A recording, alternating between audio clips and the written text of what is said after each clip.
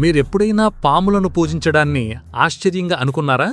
శ్రావణ మాసంలో జరిగే నాగపంచమికి ఉన్న గాథ చాలా గొప్పది. ఈ కథ వినండి, అర్థమవుతుంది ఎందుకు పాములు పూజించబడతాయో.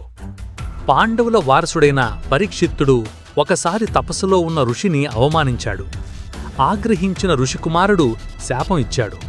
ఆ శాపం ప్రకారం తక్షకుడు అనే పాము అతన్ని చంపింది.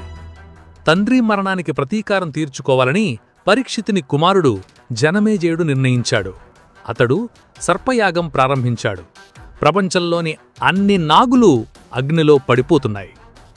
ఆ సమయంలో చిన్న వయస్సులో ఉన్న ఆస్తిక మహర్షి యజ్ఞానికి వచ్చాడు. అతడు జనమేజయుని శాంతపరిచి సర్పయాగాన్ని ఆపేశాడు. సర్పదేవతలు రక్షించబడ్డాయి. ఆ రోజు పంచమి తిథి కావటంతో ఆ రోజే నాగపంచమిగా పిలువబడింది. ఆ రోజు నుండి సర్పాలను పూజించడం ప్రారంభమైంది. ఇప్పటికీ మహిళలు నాగునామాలు వేస్తూ పాలు తేనె నైవేద్యం సమర్పిస్తూ పూజ చేస్తారు.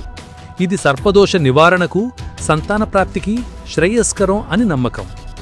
ఈ పూజతో మన ఆరోగ్యం మెరుగవుతుంది, సంతోషకరమైన కుటుంబ జీవితం కలుగుతుంది, సర్పదోషాలు తొలగిపోతాయి. భగవంతుని సృష్టిలో నాగులకు చోటుంది.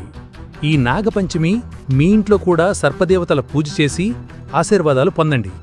వీడియో నచ్చితే లైక్ చేయండి, పంచుకోండి, ఛానల్కు సబ్స్క్రైబ్ చేయండి.